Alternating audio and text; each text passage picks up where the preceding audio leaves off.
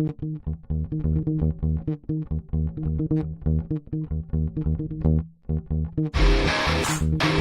right.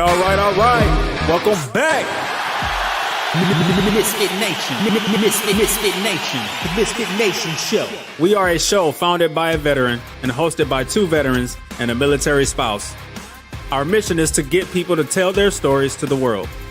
If you're an author, share your tips with the Misfit Nation.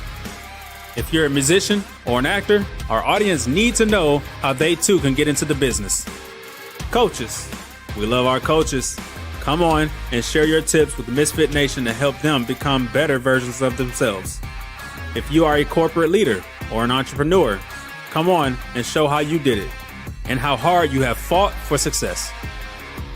If you are a veteran, first responder, or Gold Star family, we would love to have you come on and share your story with the Misfit Nation. We always have time for you.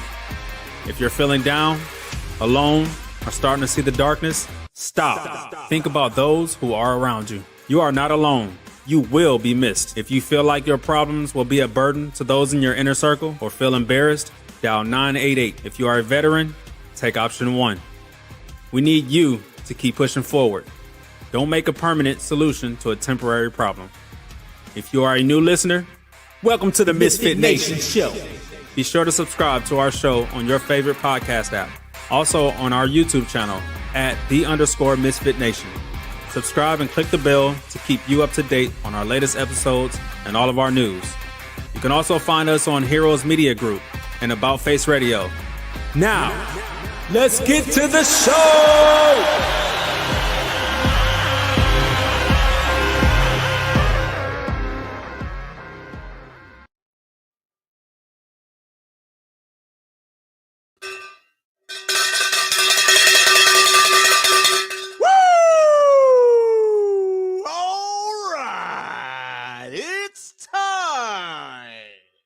Episode 3 of Memorial Week is about to go live across your airways. Cagney, fresh from a trip from the north to the south in God's country. Jake Lacey, after a great show last night, hauled some hogs today and no humans to the pig farm. He is ready for a great show. So grab yourself a buttered biscuit. Reach up above your head. Pull down them shoulder straps nice and tight. Put them lap belts on. Get your helmets on, and let's get ready to rock, boys! Right on. Ladies and gentlemen. And I'll add to what Rich said, and no humans were dropped off at the pig farm today. Today. How are you, sir? I am good. Welcome to Tennessee. Thank you. And if you get a chance, make it on up to Kentucky for a little while. Well, I could walk, but I got bad knees. I get that brother to bring you up here. Well, unlike you, he has to work for a living. Okay, we'll just leave it at that. Hey, I tell you what, though, one day, if you're going to come into the office, let me know. I'll bring Silvio so you can meet him. Oh, okay, that'd be great. All right. Well, gotta welcome all members of the family to the family. Oh, definitely. That's how it works. Whichever works. Well, hey, we are in day 3 of our Memorial Day or our Memorial Week, and where we're focusing on soldiers who have made the supreme sacrifice, and we're talking to people who can kind of shed light on their sacrifice and shed light on their legacy that they left behind. We've had 2 great shows so far this week, and I'm pretty sure tonight is going to rank up there and be great as well. And I just, before we get started, let's take care of some admin notes here. If you're feeling the darkness, and trust me, it can happen during this week. You might start remembering a close friend, and just it's really got you down, dial 988, take option 1, talk to somebody about it. If you don't want to go that route, call a friend. Call me, 270-350-1370. We will listen. We will listen. And call me too. Call Stephen. And you know, tomorrow is a more beautiful place with you in it. Yes, it is. So, well, hey, that being said, Stephen, why don't you introduce our guest? No, I don't want to. That's your Okay. job, baby. That's my That's your job. Okay. Well, I am the comedy relief chair. okay. You're the Hey, man on that this makes episode sense. tonight, we have First Sergeant retired Aaron Hudgins. He's a 26-year Army veteran. He's a survivor, advocate, mentor. I'm not going to go in too much about it because I am going to let him tell his story about how he turned unimaginable loss into purpose. And without any further ado, let's get him in here. Good evening, Aaron. How are you? Good evening, Hey. Aaron. Hey, it's great to be here. Thank you guys for letting me come out and speak. Hey, we're proud to have you. Proud to have you. I gave about the 2-cent portion of your bio. Perfect. That's So- the only part that matters. So shoot away with the rest of the questions. You can start wherever you want and fill in all the blanks and bring us up to why, how we got to where we are today. Oh, that's a great one. Well, I joined the Oklahoma National Guard for a number of reasons. One was just for college and to get my feet wet. And maybe if I liked it, I was going to go active duty. But what I found out was with the Guard, it's like a family, and it's a tight knit group that they go and they're very much invested in their communities. And a lot of people don't realize how invested National Guard is to their community because they're only there one weekend a month, but the rest of the week they're grinding away at regular jobs and doing regular things. And that really spoke to me from the get-go. And so I said, okay, well, let's give the Guard a try. I convinced my wife at the time that we would never deploy because it's the Guard. And then very next year, I was in Bosnia. So joke's on me because they absolutely deploy. But I had 4 state activations where a lot of people they forget that the National Guard is the first one to call up and leave everything. And so I did Katrina, I did Harvey, I did the 9/11, and I also did a May 3rd tornado. So, and every time I would do one of those, it just reinvigorated why I joined. And so I just kept going, grinding away. And after my second deployment, after my first divorce, I ran into my wife, my deceased wife now, and we connected very quickly. I loved her, just how gutsy she was. She was an E5 at the time, and you wouldn't be able to tell. She had the guts of an E9, and that really intrigued me because a lot of times they're not like that. But she spent the first 4 years of her career in the 82nd Airborne. Okay. So she wasn't built the same, and from there we immediately connected, and it was going very well until she got injured on her getting ready for her 3rd deployment. She had deployed to Iraq with 82nd, Afghanistan with the Oklahoma Guard, and she was gearing up for another trip to Afghanistan when she broke her hip at Fort Bliss, Texas. The injury was pretty severe to the point where her career was going to be over, and that devastated her more than she let on to believe. And that is when everything started kind of spiraling out of control. And before I knew it, it was, April 29th, 2018, I woke up to my wife dead. And I like to tell people that, she didn't commit suicide. She died from suicide because I don't look at it the same way as everyone else. And so from that point, I was struggling to figure out, where do I go? Do I keep going in the military? Do I get out? Because I was pretty close to retirement at the time. And it would actually be my kids who told me, you guys had a plan. Why aren't you sticking to the plan? And I didn't understand it at first because I was like, well, the plan's changed. And they said, yeah, but the the objection has not changed. Maybe who's in the mission may have changed, but the end result is still that you wanted to go back to college and get your guys' degree. And I looked and thought about it, and I was like, they're absolutely right. Why am I changing the plan just because I'm missing a key personnel? And something in the military they taught us very well, is to adjust on the fly. Yeah. And so I said, well, if I can't do it with her, I'll do it for her. And so I got back into college, and 2 years later, I graduated from University of Oklahoma. And I did it partially for her as well as myself, because that was our plan. And even though things have changed, that plan still needed to be executed. And so, and it was my kids that reminded me of that. And after that, that's when I decided, okay, this is time to start looking for a new direction. And that's when I found the Travis Manion Foundation. Well, actually, they found me. Okay. It wasn't me looking for them. I could tell you in Oklahoma, they are an unknown source. They have no idea who they are. It's a very interesting considering how big the organization is. But yeah, I didn't know what it was. I almost deleted the email because I wasn't sure what it was. So I took an expedition with Travis Manion Foundation with other survivors.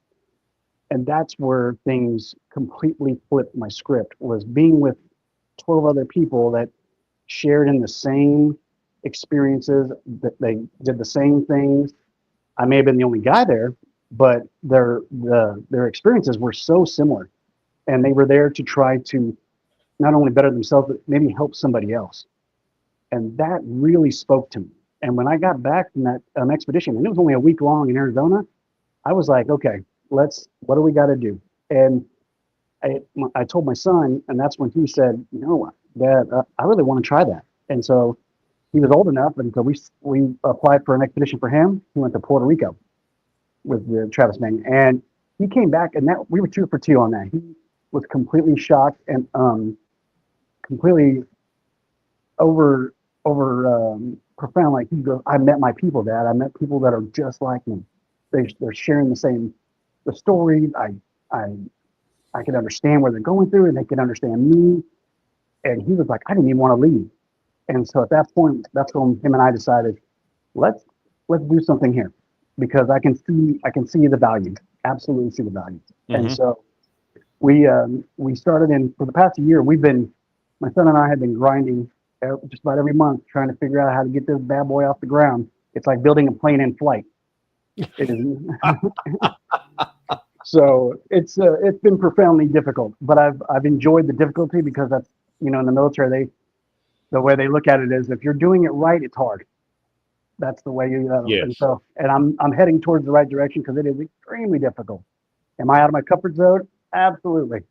And that actually tells me, hey, you're on the right path. Keep going. So, and same with my son. So here we are, and we just did an honor project yesterday, and it had some amazing results.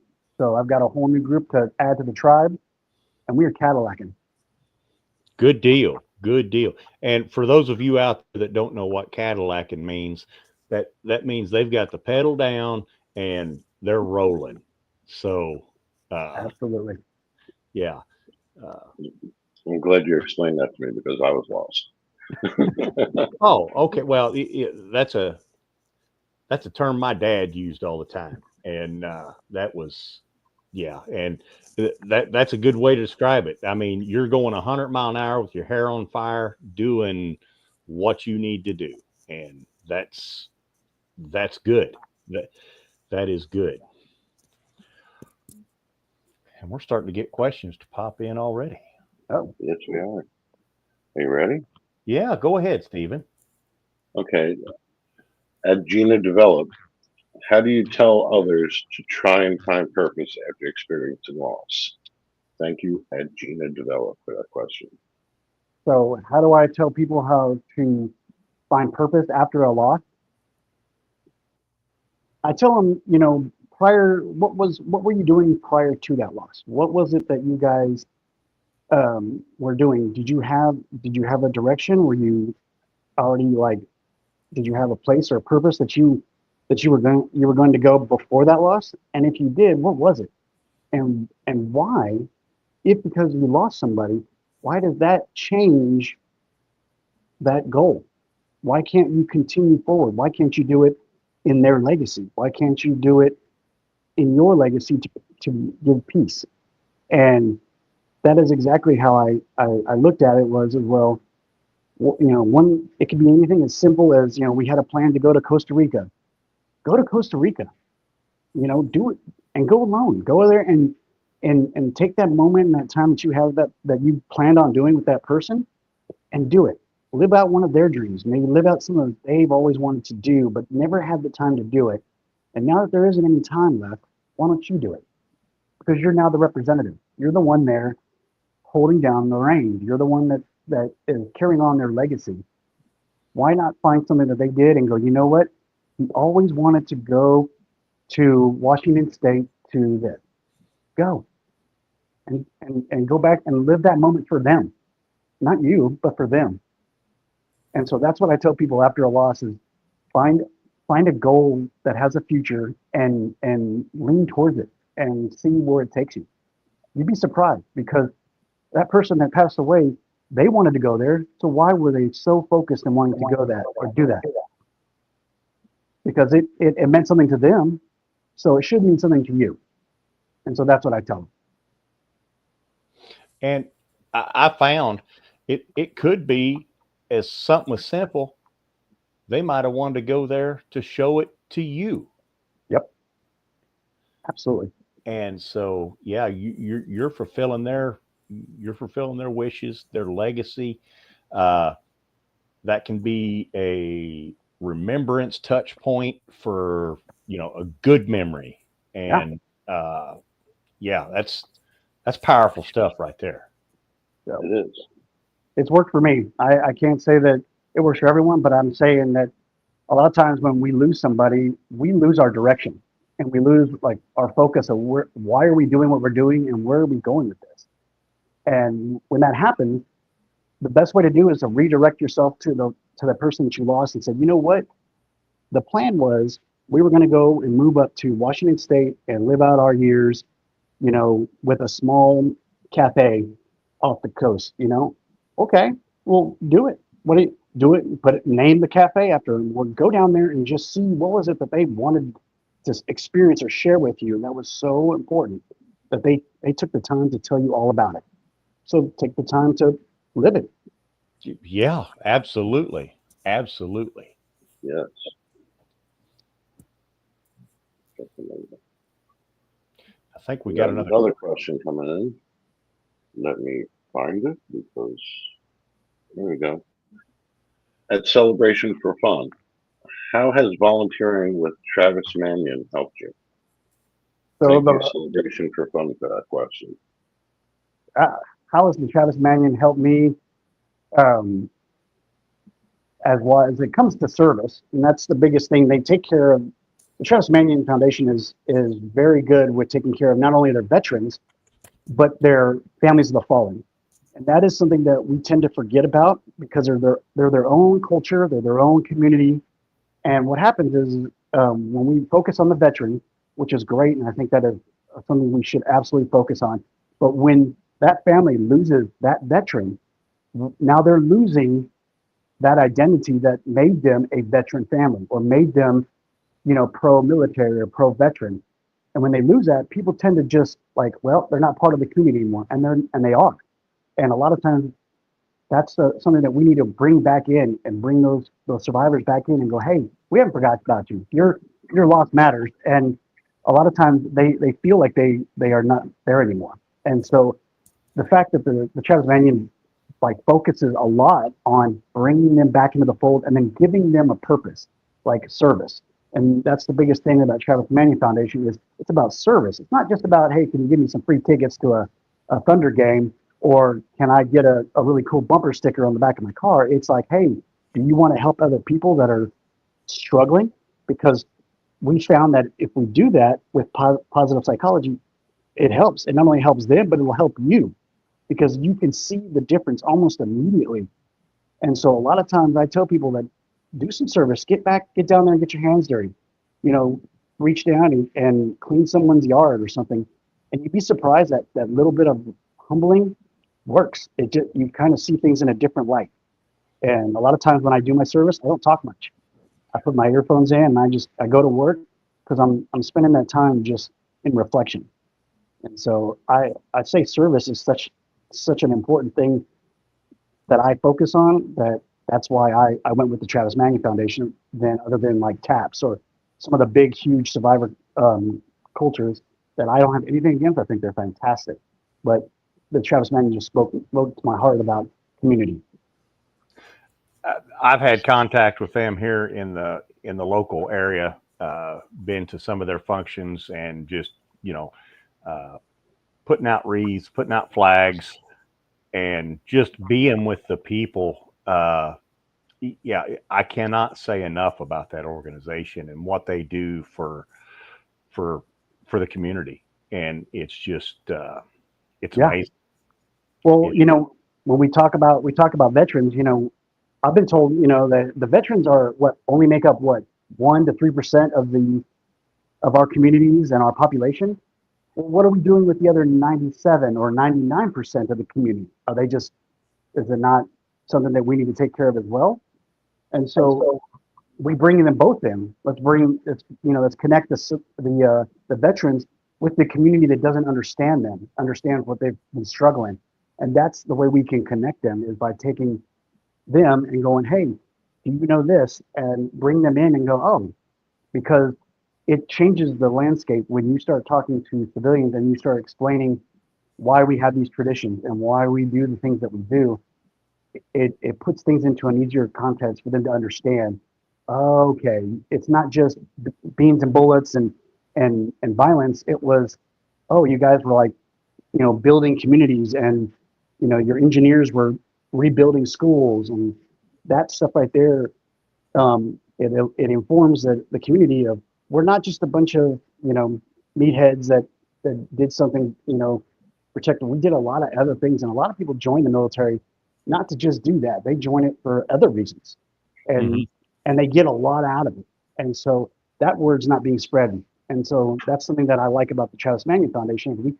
We can bring those two together in a way that both sides understand through service, and that helps us in the long run try to build what we're trying to build, which is the future of this next generation. And that's how we do it. Yeah, and I think that's great that you pointed that out, because contrary to popular belief, not everybody that joins the military wants to be the first kid on their street with a confirmed kill. That's and as for the civilian in the group, I'm learning more and more every day listening to all this, so I understand better what's going on.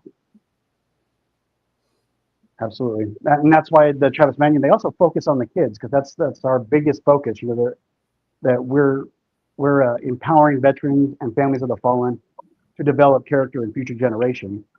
We're doing that, and that helps on the backside, because a lot of these kids, when they see us and we talk to them, a lot of them join the military, and that has a lot of influence on them.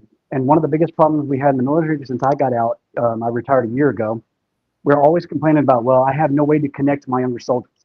I have no way to understand where they're coming from, because they're from a different generation and a different group and a different work ethic.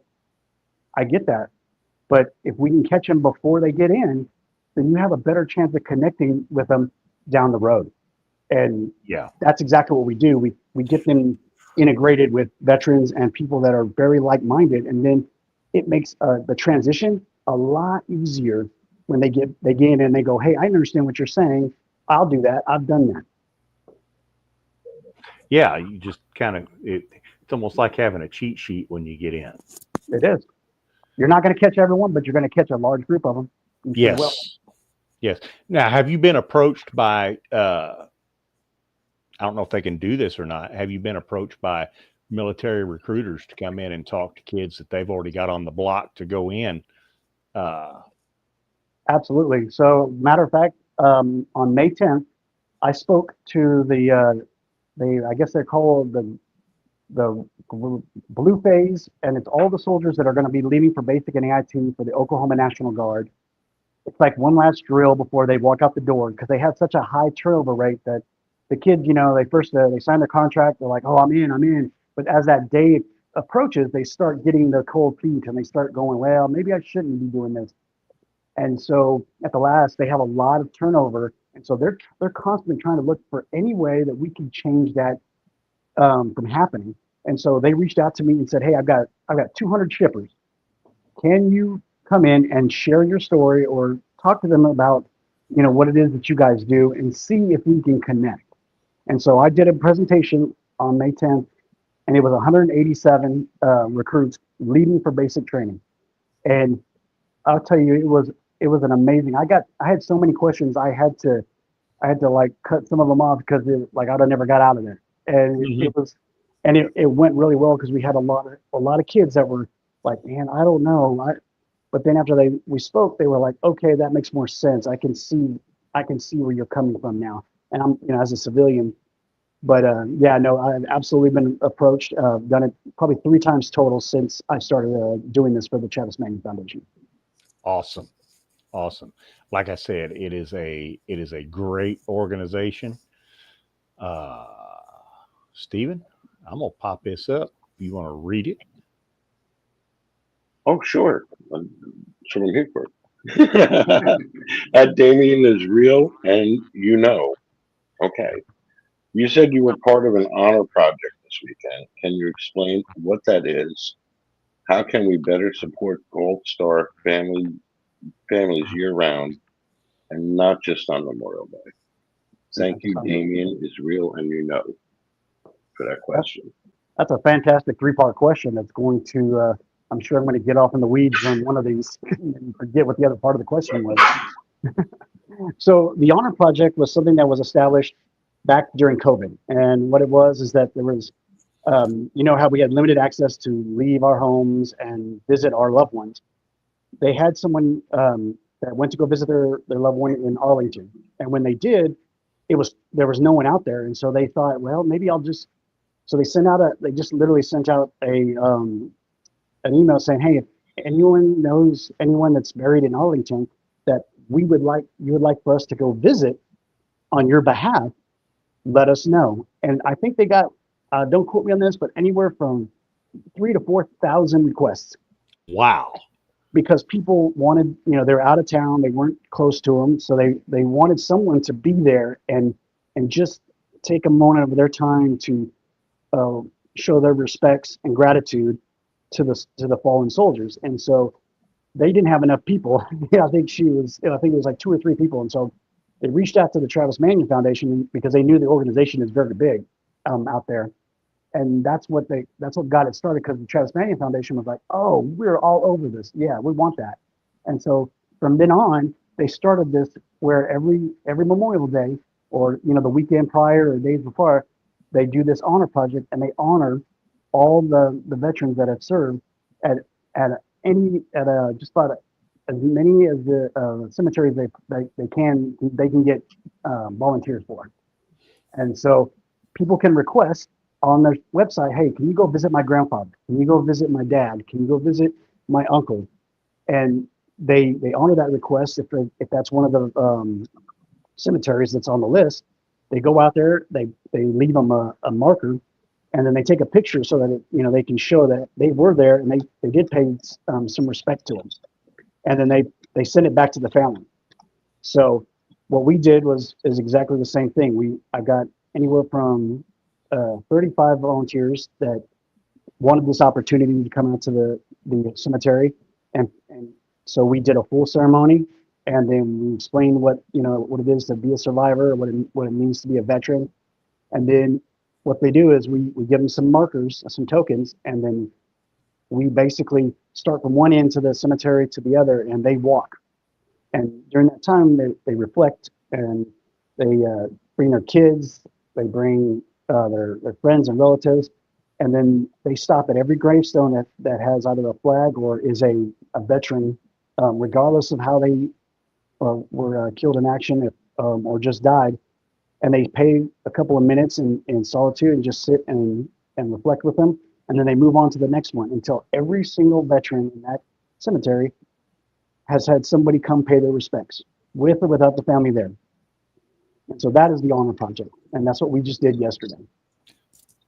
That's amazing. That's it. Yeah, that's It took us about an hour and a half to walk the entire, but yeah, we assigned different sections for the kids and the adults, and then we try to and they just walk across on their own, and then at the end we get back together, do one more chance of reflection, and then we head to the house. And I'm gonna throw in there, having the kids do this ensures, without a doubt, that our next generation will be doing this. That's right. We can only reach so many people with adults, where a lot of us are set in our ways, and a lot of us, have been destroyed from the hurts and the things of life that has dealt us some pretty savage wounds. And so, but the kids, on the other hand, everything for them is beautiful. Everything is sunshine and happy days and rainbows, and take advantage of that and go, show them, and then walk the line with them and make them understand and see the different conflicts that they've been in, and the different things that and a lot of them you can look up and you could read their story right to them. And so we provided a story of a fallen soldier that was buried there and said, hey, here's his story. Take it with you on your way out and share it with as many people as you can. That way their legacy continues on. Yes, it does. And just in case you forgot what the second part of the question is, how can we better? Oh, you hadn't? No, I said I have, absolutely. Oh, okay. How can we better support Gold Star families year round and not just on the So every state has what they call an SOS coordinator, and they're usually affiliated with the National Guard in each state, because their whole job is to make sure that the survivors are taken care of. And the SOS coordinator is their whole job is to find different events and find different people to connect them with, and they are exactly the connection between the two. A lot of times we lose those connections between the unit that surgery was in, because people move. We have people that are reassigned to a different location, but the coordinator, their whole job is to track every single survivor in that state.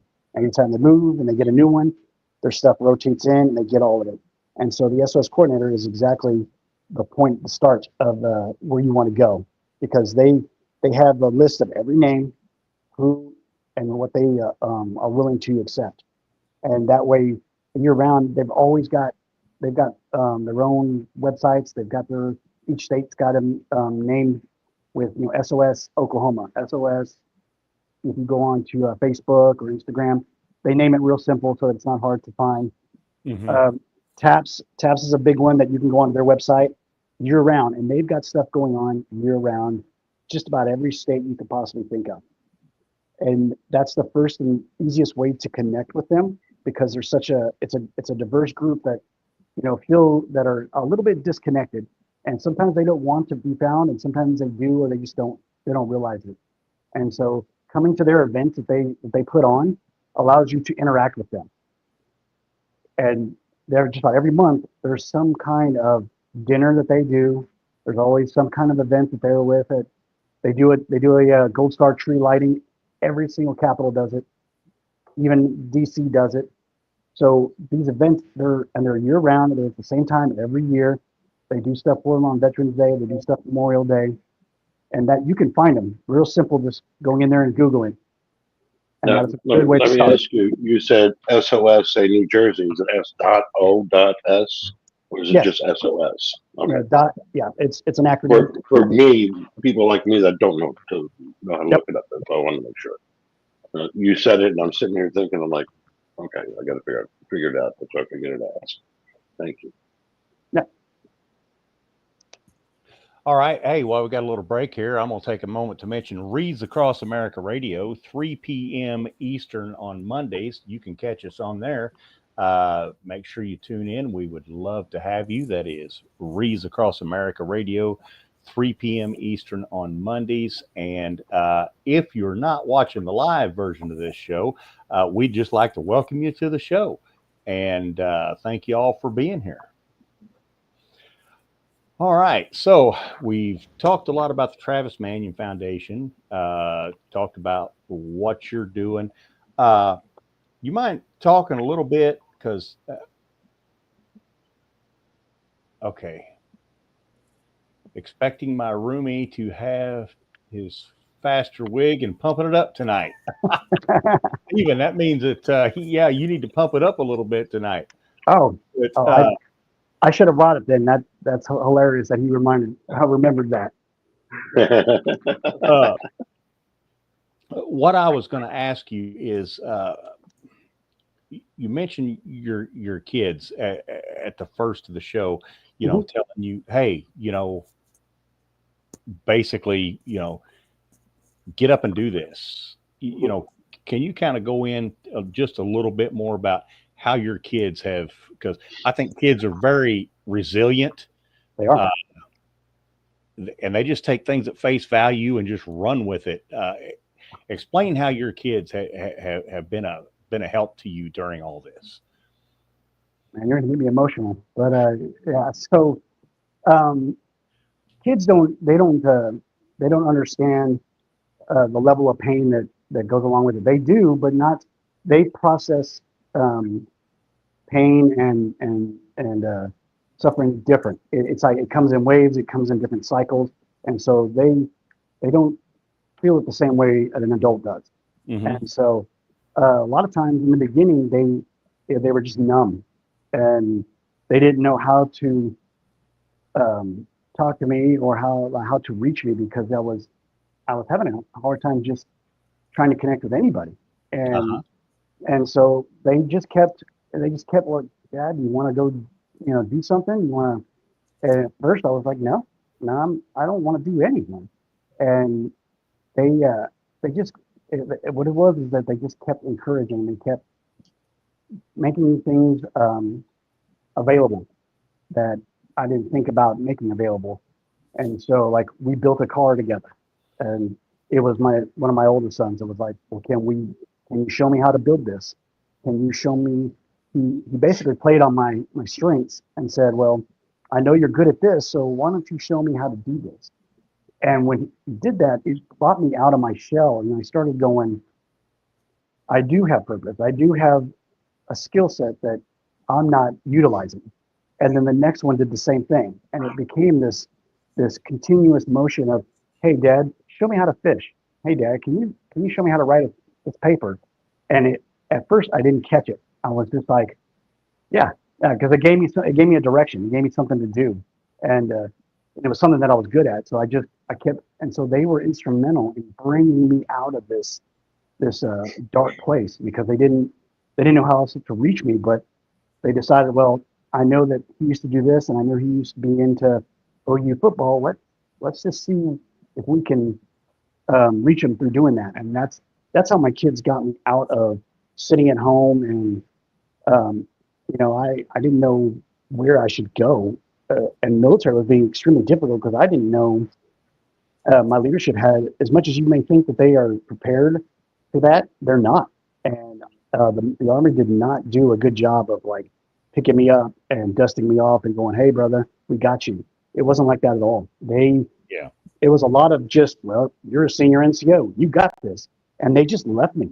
And it was a lot of just, well, if you need help, you'll ask. No, you won't. No, we don't ask for help, because there's a lot of a stigma that comes along with asking for help. But my kids, they were like, I need some help. Can you show me this? Or I need some help. And that, got me to start moving forward. And that's where the whole plan came into place. Like, didn't you say you wanted to do that? And I was like, yeah. Well, then let's do it. And so that's exactly how my kids did it. And they weren't letting you crawl up into that ball. They were making you get up and do it. That's fantastic. And that, first of all, I'm sure they didn't do this all on their own. They all conspired. Absolutely. Strength in numbers. And I just the amount of love it took to do that. It says a lot about you, Aaron. That's awesome. That is awesome. Thank you. We'll post something up there. David Johnson jumped up and said, "This is one of the most informative, insightful shows on the internet, a hidden gem that deserves to be a primetime viewer." Well, thank you, David. Glad you jumped on this evening. You know, I don't know, Aaron. I can't say enough about your story. Each one of these that we do on Memorial Week, I'm usually having to. That's why I'm glad I wear glasses. You can't see how red my eyes are, and how much I'm blinking because of the glare and stuff. And your story is just amazing, and just you got the Travis Manion Foundation now. You're doing it. What's next? So I want to, like right now, we're trying to get the chapter off the ground in Oklahoma is my next focus. And because with a chapter in our state comes a lot of other things that Travis Manion Foundation allows us to expand on. And just recently, my family, and I don't know if you guys knew this or not, we were the 2025 Oklahoma Veteran Family of the Year this year. Nice. Yeah. And I didn't even know that was a thing. And so they took us down to the Capitol, and the lieutenant governor, presented us with a plaque. And as soon as that happened, the Department of Veteran Affairs reached out to me and was like, "Hey, we're trying to get this pilot program off the ground to be mentors for other veterans. Would that be something you'd want to do?" And I was like, "Absolutely. Yeah, I don't, if there's anyone we can help, and if it's, it's a former green suiter or blue suiter, well, absolutely. I would love to talk to anybody that will listen, or, I share a story, or I can hear their story and just listen. Because a lot of times we just need somebody to listen to me and just sit there. A lot of times you don't have to say anything. So I'm going to take that offer that's on the table right now with the Department of Veteran Affairs in Oklahoma, and I'm going to run with that as well. So I'm going to do that continuous with the Travis Manion Foundation. Okay. Well, hey, when we get off here this evening, I'm going to make sure you stay in the green room. I'm going to give you a name and a phone number that you can reach out to there in Oklahoma. Hopefully he can be another chapter member. He's a former Marine, so you got to talk slow. Oh, another crown eater. Okay. Yeah. Yes. I know how to talk to them. Okay. All right. Absolutely. He likes them purple. Purple. Nice. I think I can help him out. No problem. That would be great. I'd love to talk to him. All right. And he's my brother-in-law, so okay. He won't, if he knows you, he ain't going to shoot you when you want. That's good to know. That's a good thing to know. I'll write that down. Don't shoot. I'm gonna pop another question in here, Stephen. Okay. At Louisa Loves Tacos, what message would you send to military spouses who've lost a loved one? Thank you, at Louisa Loves Tacos, for that question. Awesome. So since the death of my wife, all the things that have been happening to me have it's just been compounding of good things and another good thing, and then this happened, and then now this is happening, and I'm reaching out to all these people. There was this quote that it is not mine, but I live by it, and that quote is, "I've learned to love the very thing I wish never happened." Does that make sense? I've learned to love the very thing that I wish never happened, because if it hadn't happened, you and I wouldn't be having this conversation right now. I would not be engaged in the Travis Manion Foundation. I would not have the friends, and I would be on a completely different direction and path if it wasn't for that event. And don't get me wrong, I would not miss a second to bring my loved one back. I don't want that to be misconstrued in any way, shape, or form. But so many good things have happened to me that I've had to look at it and go, you know what?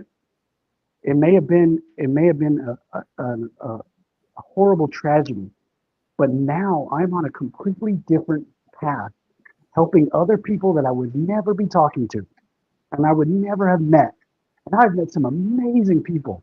This past year, I have met more people than I can shake a stick at of just their stories and the things they've done and what they're doing in their state. And I have to say that it's because of the tragedy that put me in that direction that I would never wish on anybody, not even my worst enemy. But I've done so many great things since then that I have to embrace it as maybe this is the direction I was meant to go, or this is the direction that I should be going, and to run with it until there's nothing left.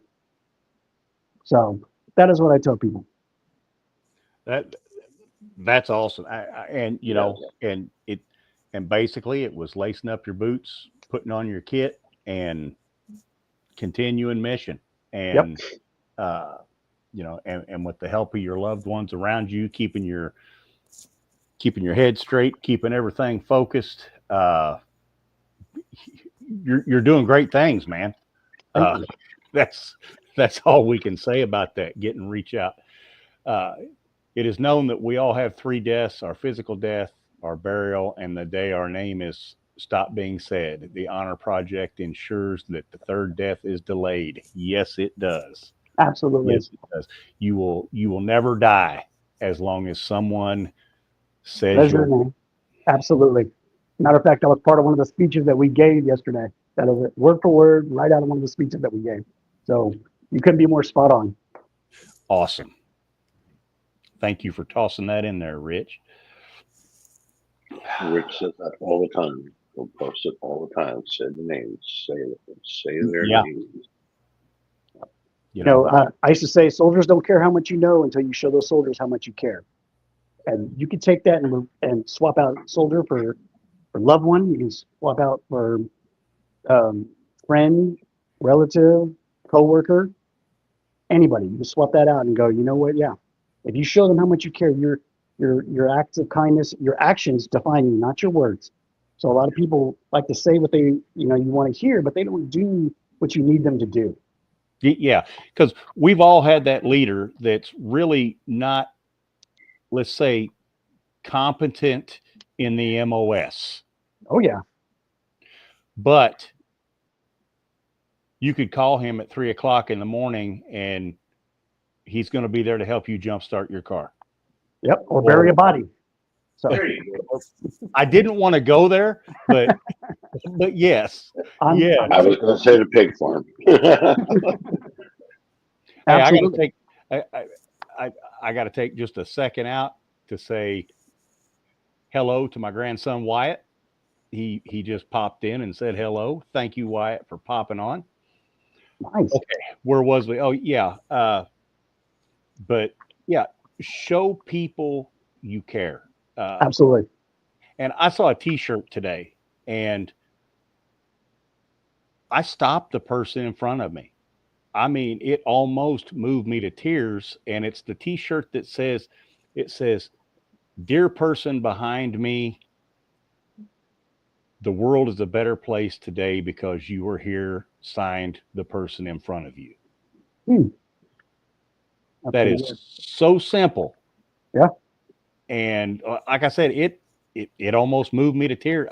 I stopped the person and thanked them. And I'm like, you know, those simple little random acts. And I think if more people did them, you know, I've heard one that said, you know, the person that you want to be can be found directly behind the things you don't want to do. Wow. Okay. Okay. that was a good one. And that one hit me hard. I was like, oh, you know, we talk about, you know, you'll kill for your family, but will you work out for your family? Will you eat better for your family? If you're willing to die for them, if you're willing to, then are you willing to do the other things just as much as the other? Yeah, I mean, are you willing to live longer?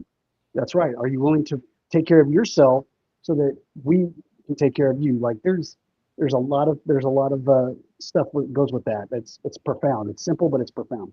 And I know somebody who recently did that, and doing the hard things. And I'll just he knows who he is. I'm just going to say I'm proud of him. Nice. I'm very proud of him, and I know he's listening. So, Awesome. but yeah, do that hard thing. Mhm. Stick around for your family. Absolutely. Yeah. So, Stephen, you have to throw some comedy relief in here. No, I am like, I feel this weight on my shoulders right now. I'm like, there. Well, let me tell you a little bit about my wife that a lot of people didn't know before she Okay. died. So my wife was one of the first females in the Army to go out to be a infantryman. She put her name in the hat when they opened up the ranks as like, hey, does any NCOs want to go and do the infantry MOSQ school so that we could start opening up the slots for women? And she said yes. And so she was one of the very first, and she went. They sent her down to Alaska and to be reclassed, and she missed it by 2 feet. So then you used to have to throw a hand grenade 90 feet, and she missed it by 2. She threw it 88. But if she would have made that, if she would have thrown that hand grenade 90 feet, she had already passed the 12-mile road march. She had already done all the other simple things. She would have been one of the first. And not only that, she was a Caddo Indian. So that would open the door for her to be one of the first female warriors of her tribe and be recognized as one. And that it was so close. And that was one of the things that devastated her, because she wasn't going to get that opportunity to go back. Because when she broke her hip, that ended all the chances of going back. But her plan was to go back after the third deployment and complete it and be one of the first. And it's funny, is 4 months later, there would be an Alaskan female that ends up passing the course about 4 months later, and they write a huge article about her. It's well-deserved, but my wife was there 4 months before her. And if it was just for those 2 feet, we may be seeing a completely different tone, because she was tracking to go to Afghanistan right afterward. So that would have put her at a good opportunity to be in combat, which I wouldn't suggest that for anybody, but she'd been awarded the CIB, combat infantry badge, I'm sorry. And that would have changed a lot of things for her as well as I. So there was a lot of people didn't realize that. And so we had the plan was, well, to pass. And so when she lost that, there's a lot of things that she had put in place to try to complete when she got back, and that was one of them. So I commend her for even wanting to go and try, because there's nothing sexy about the infantry. I loved it for 15 years, but other than that, it's a different group of the individuals that brother that I absolutely love, but it's a different group. And but it didn't bother her in the slightest. She was in a class with 34 other guys, and it didn't even remotely bother her at all. When I was signing up to go into the Army, my dad said, if you join the infantry, he says, you'll never live to see basic training. So that was his only, he was an infantryman, and he said, son, he said, that's no life. And but she wanted to do it to be a trailblazer, to be one of the first. Yeah, definitely. I was shocked, because they didn't give her any time to train. They were like, you want to go, go. And she did. And so that took a lot of guts, that says a lot about who she was. Yes, absolutely. And to be one of the first female warriors of your tribe. Oh yeah. Because that tribe's probably how old? Oh yeah. Yeah. They were all rooting for her. Like there was a group that was very much like, oh, every day, how's she doing? She's made it past that. Okay, where's she at on this? Oh, she made it past that. And they were like, oh, that's awesome. We're so close. We hit day 10, and she was still a go on everything until she got to the obstacle course to throw that. And I was like, ooh, I don't know. We were worried about that. But you know, it is what it is. So Well, hey, either way, yeah, hats off to her for trying. Yeah, going out there and giving 100% doing it. Yep. She wasn't even mad when she failed. She just was like, "Well, I'll just get another shot at it. I'll be back." And I was like, Hey, okay. I told somebody the other day that each failure just opens up another opportunity for success. That's right. You're not trying if you don't fail. I'll put it that way. Yes. Yes, it is. Well, hey, Aaron, we're fixing to wind down a little bit here. Okay. I want to mention again the Reads Across America radio, 3 p.m. Eastern on Mondays. And if you're feeling down, if you're feeling like there's nowhere else to go, get on that phone, dial 988, take option 1, and talk to somebody. And the world is going to be a more beautiful place tomorrow with you in it. Absolutely. So make sure you do that if you're feeling the darkness. Now it's time to put you on the hot seat, Aaron. Uh-oh. What it is? What you got? We don't feel like the Lone Ranger here. We ask this of all of our guests. Okay. 3 non-negotiables that Aaron has to do every day or his day is not complete. 3 non-negotiables. 1, make my bed. That is number 1. I have to make my bed. 2, honor every commitment that I said that I was going to do that day, regardless if I don't have the time or not. I make the time to do it. And 3, love my family until there's no more love to give. Okay. All right. Those are my Make 3. your bed, honor all your commitments, Yep. and love your family until you have no more to give. That's right. Great things. Great things. I thought that was going to be a hard one. Okay. Oh, no. I was like, what's the maximum effective range of an excuse? I'm like, oh, that's a good one. 0 meters. Yes. Well, as a first sergeant, you should know that. I do. I've used that one. Absolutely. I've got a lot of zingers. That's just one of many. But yeah, absolutely. Yeah. Probably some we can't talk about here. Absolutely, too. That is very true. Stephen, any words of wisdom? No words of wisdom. I want to thank Aaron for this emotional roller coaster that we've been on for the last almost hour. It had me up, it had me down, it had me sitting here saying, damn. It was very good chat. And Thank you. I got Thank a you lot so of much. information out of it. Absolutely. I'll come back in a second. You guys are awesome. All right. Well, hey, Misfit Nation, we're going to sign out for now. And thank you for checking us out.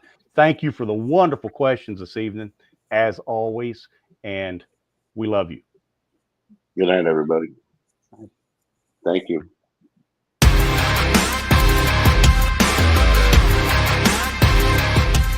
Thanks for checking us out and being a part of the Misfit Nation Show. Don't forget to visit our website at themisfitnation.com. That's themisfitnation.com. Check out all our past episodes and get some of the great Misfit Nation gear for you and your family. As always, be humble, stay hungry, and keep hustling because we are Misfit Nation. Misfit Nation.